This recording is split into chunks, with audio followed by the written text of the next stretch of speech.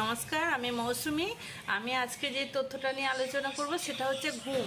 অনেক সময় কি হয়, ঘুম পাচ্ছে অথচ বিছানায় শুয়ে আর ঘুমোতে পারছে না, ঘুম আর আসছে না। অনেকের এই প্রবলেমটা আছে।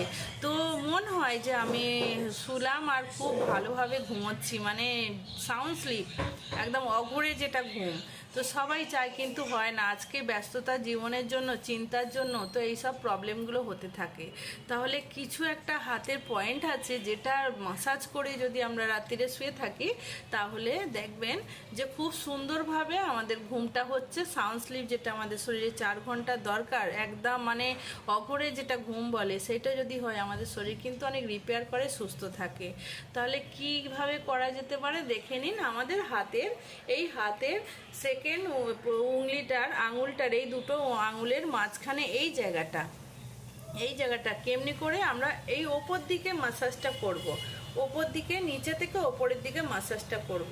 আমরা তেল দিয়েও করতে পারি আর হাত দিয়েও নর্মালভাবে করতে পারি। যদি এইভাবে 5 মিনিটের মতো আমরা একটুখানি রিল্যাক্সভাবে বসে এই মাসাজটা করে আমরা শুই, দেখবেন ধীরে ধীরে একদম গাঢ় মানে ঘুমটা আসছে। তাহলে যে চিন্তা, টেনশান মুক্ত হওয়ার জন্য আমাদের বিশ্রামটা দরকার, ঘুমের দরকার, সেটা হয়ে যাচ্ছে। তার মানে আমাদের শরীরও ভালো থাকছে। তাহলে অ্যাকুপ্রেশারের পয়েন্টটা বুঝতে পারা গেল। হাতের এই দুটো আঙুলের পরে এইখানে মাঝখানটা, এই ওপরের দিকটা, এই মাঝখানের ওপরের দিক। তাহলে আমরা কি করব, ভালো করে মাসাজ করে করে দু হাতেই কিন্তু আমরা করব। ঠিক আছে?